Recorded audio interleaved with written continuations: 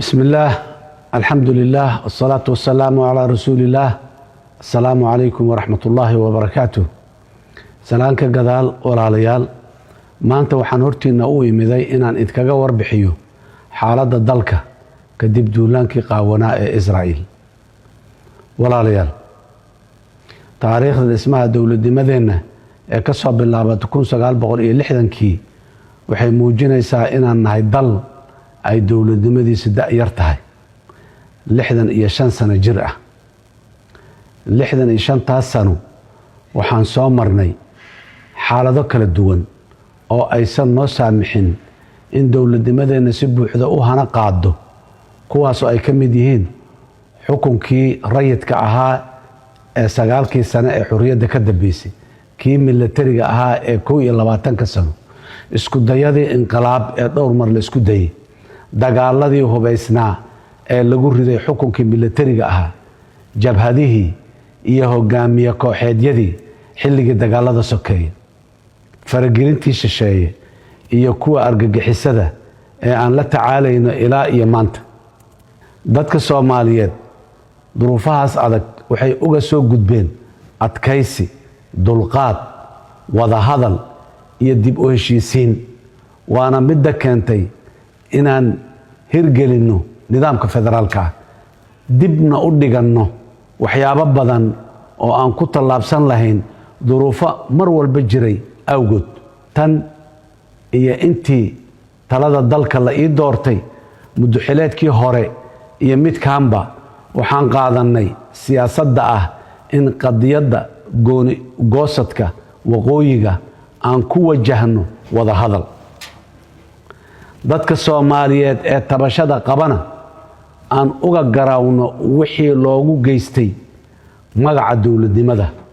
xilligii ciidamadu ay ka talinayeen dalka aan dadka Soomaaliyeed meel kasta oo ay joogaan kula dardaarmaya waxaan naga reeban walaalayaal inaan ku hadaaqno hadallada xanafta leh ee soo nooleynaya xusuusta murugada leh أنا صامرتي نسيب درو معمولدي إسحق حجي الصومالي لان نلا مجرن أما واي جرتنا وكودي روايين إن حلق نججرو دنك ولا هذا الك لجو جارو مدنمو وحينا قادين ودوين سيكل فوجينية ضدك الدجانة دا وذا الدجن أما ضدك الصوماليات guud ahaantii xiriiro badan oo aan la sameynay madaxdii kala duwaneyd ee kala dambeysay waxaan kor iyo hoos ugu sheegnay in cidda wax kala dhaxeeyaan ay yihiin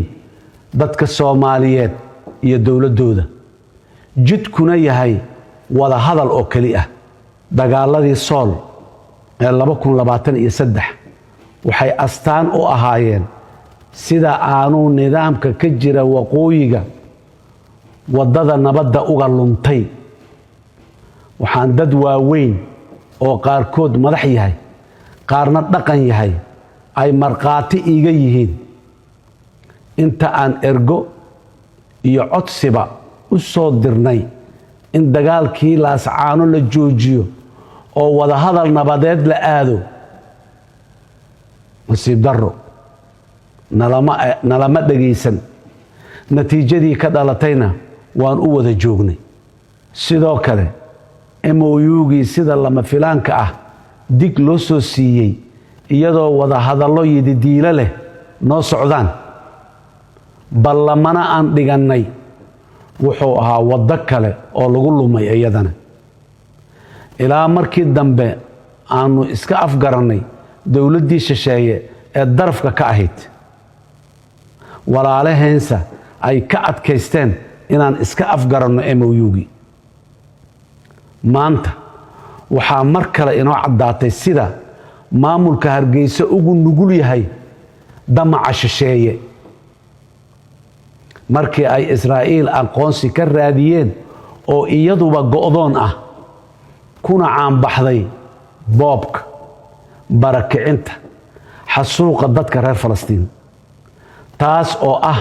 wax qof kasta oo damiir leh ka murugooday. waxaan markale caddaynayaa in jamhuuriyadda federaalka Soomaaliya ay tahay dal xor ah, mid ah, dhulkiisa aan lagu kala goyn karin warqad ay Israa'iil qortay ama saxiixay Netanyahu oo isagaba eedaysana caalamka ka ah. ujeedada aqoonsi ku sheegaas ma aha danta dadkeena ku nool deegaanadaas ee waa danta Israa'iil oo raadinaysa dhul ay isku ballaariso oo ay si sharci darro ah ugu soo rarto shacabka reer Falastiin ee dhulkooda ay boobtay kana dhisto saldhigyo military oo qalqal geliya amniga gobolka Geeska Afrika, gacanka cadmeed, badda cas iyo guud ahaan bariga dhexe. walaalayaal, arrinkan wuxuu raad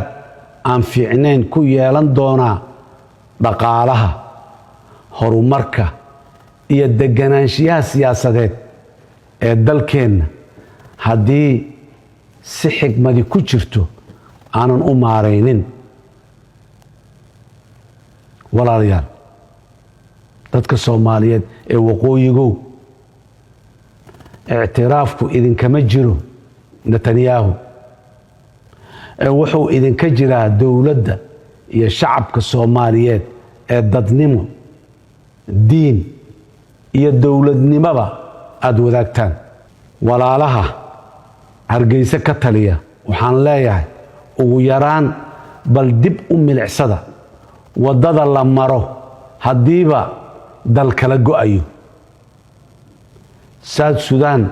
waxay gooni u istaagtay markii ay qancisay Suudaan inteeda kale. Eritrea sidoo kale markii ay isla garteen Ethiopia inay kala baxaan ayay gooni u istaagtay kala baxeen. East Timor sidoo kale markii ay Indonesia isla garteen in ay kala baxaan ayay kala baxeen. dhammaan kala baxaasi wuxuu ku yimiday heshiis siyaasadeed oo qaarkood lagu gaari waayay dagaallo 10 sano socday, laakiin lagu gaaray heshiiskii siyaasadeed. dhinaca kale waxaa cad haddii dalkii asalka ahaa the mother country uusan ku qancin in la kala baxo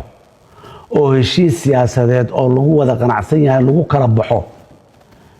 in ictiraaf la hela aanay suurtagal ahayn. sida Taiwanba ay Shiinaha ugu qanci weyday in la kala baxo, gobolka Catalonia ee Spain ku yaalo oo ugu qanci waayay Spain in la kala baxo. sidaas daraadeed haddaanan heshiis siyaasadeed la helin oo lagu kala gurto lagu kala baxo, kala go iyo ictiraaf iyo dowlado isbarbariyaan midna suurtagal ma aha. walaalayaal, bal kala baxa intaan u kaadin aan xoog gelino muddo kooban, bal inaan midowno haddii aan liiraa oo aan hubo inaan midoobi karno. dowladda federaalka ana ay u fududahay wax kasta inay hurto oo ay u hurto in midnimo la helo, haddii ay tahay garaawshiyo, haddii ay tahay xaq dhiibid, haddii ay tahay xukun baahin, haddii ay tahay walaalo midoobay oo xoog midaysan hela, diyaar ayaan u nahay. waxaan diyaar u nahay wadahadal dhab ah iyo isu gardhigasho ayaa lagu xallin karaa wax walboo jira. annaguna dhankeenna taas ayaan diyaar u nahay. sidoo kale shacabka goboladaas ku nool waxaan u sheegayaa, waxaa la doonayaa in deegaanadiinna laga dhigo saldhigyo looga duulo dalal kale, lagana huriyo colaado iyo dagaallo aydan idinku qayb ka ahayn, danna aanay idinkugu jirin. walaal, bal fakar, Israa'iil daris maahin, dana dhaqaale nagama dhaxeeyaan, dhaqan nagama dhaxeeyo, diin iyo hab nololeed nagama dhaxeeyo, weligeedna nama dhexmarin. waa maxay sababta ay ula soo booday ixtiraaf beenaadka maanta ay dadka ku beer la xawsanayso xaggay jirto 34 sano ee la soo dhaafay walaalayaal walaalka Soomaaliyeed ee waqooyiga ku noolow yaan lagu seexin in lagu yiraa danaha Israa'iil ee la sheegayo waxba kama jiraan waa dhab laakiin ogow maanta ayaad fursad aad ku diido haysataa ee bari yaynan ku calaacalin inay saan wax noqonayaan ma ogeyn dhibkana lala damacsan yahay waa dhab ee yowsan dheelalaw nagu gelin walaalayaal dowladda Soomaaliya oo kaashanaysa shacabkeeda iyo saaxiibadeeda caalamka waxay qaadaysaa tallaabooyin looga hortagayo xadgudubka Israa'iil haddii dadka Soomaaliyeed ay la seexan waayeen waxa Netanyahu ku sameeyay shacabka reer Falastiin iyo dadka reer Gaza ma filayo in shacabka Hargeysa ay aqbalayaan in looga alalaaso dalkeena taliskaas ku caanbaxay xasuuqa shacabka masaakiinta ah bari inuu annagana xasuuqana wax diidaya ma jiraan waxaan ku celinayaa oo aan cadeynayaa inaan ka garaabayno horeyna uga garaawnay dhibkii shacabkeena ka soo gaaray dulmigii uu geystay nidaamkii militariga ah gaar ahaan kii loo geystay shacabka ku nool qaybo ka mid ah waqooyiga Soomaaliya waxaan sidoo kale cadeynayaa in weli inoo furan yahay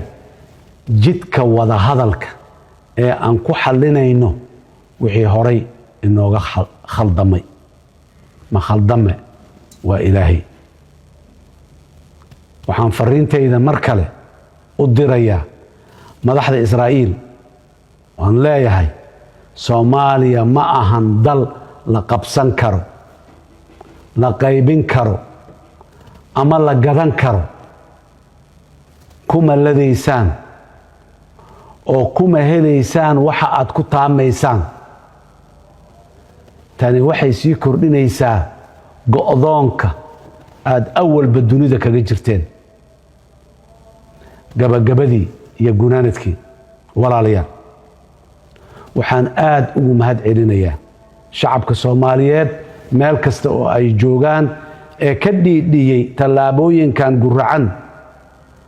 waxaan u cadeynayaa inaysan xaqiiqoobi doonin damaca Israa'iil aan u istaagayno difaaca midnimadeenna iyo madax bannaanideenna oo aan u horeyno wax kasta oo qaali nagu ah waxaan u mahad celinayaa ururada caalamka aan xubnaha ka nahay sida qaramada midoobay ururka midowga Afrika jaamacadda Carabta wadamada Islaamka ururka IGAD iyo ururka suuqa dhaqaalaha ee bariga Afrika dhammaantood garab istaagoodii iyo u hiilintii ay Soomaaliya u hiiliyeen waa ka mahad celinaynaa sidoo kale dowladaha aan walaalaha nahay iyo kuwa aan saaxiibada aan nahay ee nagu garab istaagay ilaalinta midnimada madax bannaanida iyo wadajirka dhuleed iyo dadeed ee Soomaaliya waxaan si gaar ah ugu mahad celinayaa dowladda Mareykanka iyo madaxweynaheeda President Donald Trump garab istaaga ay Soomaaliya ku garab istaageen ilaalinta waxa ay xaq u leedahay Soomaaliya guud ahaan inta Soomaaliya garab istaagtay oo dhan waxaan idin leenahay dhammaantiin beerka ka ogsooni waana idin abaalgudi doonaa insha Allah waxaan mar kale cod dheer ku leenahay ogow Soomaaliya Soomaali baa leh iyadaana u tashanaysa aad iyo aad ayaa u mahadsantihiin. Assalaamu calaykum waraxmatullaahi wabarakaatuh.